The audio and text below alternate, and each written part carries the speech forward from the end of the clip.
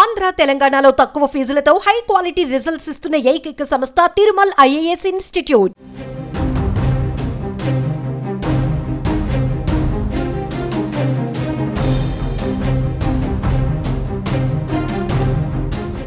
Breaking news చూస్తున్నాం. దేశంలో HMPV కేసుల సంఖ్య పెరుగుతున్నట్లుగా తెలుస్తోంది. తాజాగా మరో కేసు అయితే నమోదైంది. గుజరాత్ లో 2 నెలల చిన్నారికి హెచ్ఎంపీవీ వైరస్ సోకినట్లుగా అయితే బ్రేకింగ్ న్యూస్ లో సమాచారం తెలుస్తోంది. ప్రస్తుతం పాపను అహ్మదాబాద్ లోని ఓ ప్రైవేట్ ఆసుపత్రిలో ఉంచి చికిత్స అందిస్తున్నారు డాక్టర్స్. ఇప్పటికే బెంగళూరులో 2 కేసులు నమోదయ్యాయి. 3 నెలలు అలాగే 8 నెలల వయసున్న 2 చిన్నారులకు ఈ వైరస్ సోకడంతో వారు ఆసుపత్రిలో చికిత్స పొందుతున్నారు. తాజాగా గుజరాత్ లో నమోదైన కేసుతో మొత్తం దేశంలో హెచ్ఎంపీవీ కేసుల సంఖ్య 3కి చేరినట్లయింది. ఒకే రోజు 3 కేసులు నమోదవడం కూడా ఇప్పుడు కలకలం రేపుతోంది.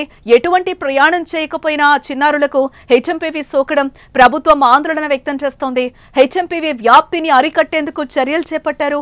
ఇప్పటికే కర్ణాటక ప్రభుత్వం గైడ్ లైన్స్ కూడా జారీ చేసింది. చిన్నారులే టార్గెట్ గా హెచ్ఎంపీవీ దాడి చేయడంతో కేంద్ర ఆరోగ్య శాఖ ఇప్పటికే అప్రమత్తమైంది. అచ్చం కరోనా తరహాలోనే హెచ్ఎంపీవీ వ్యాప్తి చెందుతోంది. కరోనా కూడా చైనాలోనే పుట్టి ప్రపంచాన్ని చుట్టేసిన విషయం కూడా మనకు తెలిసిందే. ఇప్పుడు కొత్త వైరస్ కూడా చైనాలోనే విజృంభించి పక్క దేశాలకు వ్యాప్తి కలవరపెడుతోంది.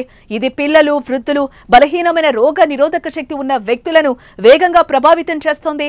దీని లక్షణాలు సాధారణంగా ఫ్లూ లాగే ఉంటాయి. ఈ వైరస్ సోకిన వారిలో జ్వరం, గొంతు నొప్పి, దగ్గు కూడా ఉంటాయి. శ్వాస తీసుకోవడంలో ఇబ్బంది పడతారు. హెచ్ఎంపీవీ వైరస్ తీవ్రమైతే న్యూమోనియా, బ్రాంకైటిస్ వచ్చేందుకు కూడా అవకాశం లేకపోలేదు. తొలిసారి చైనాలో డిసెంబర్ 3వ వారంలో శ్వాసకోశ సమస్యలతో ఇబ్బంది పడుతున్న వారి సంఖ్య ఎక్కువగా ఉన్నట్లు చైనా ప్రభుత్వం గుర్తించింది.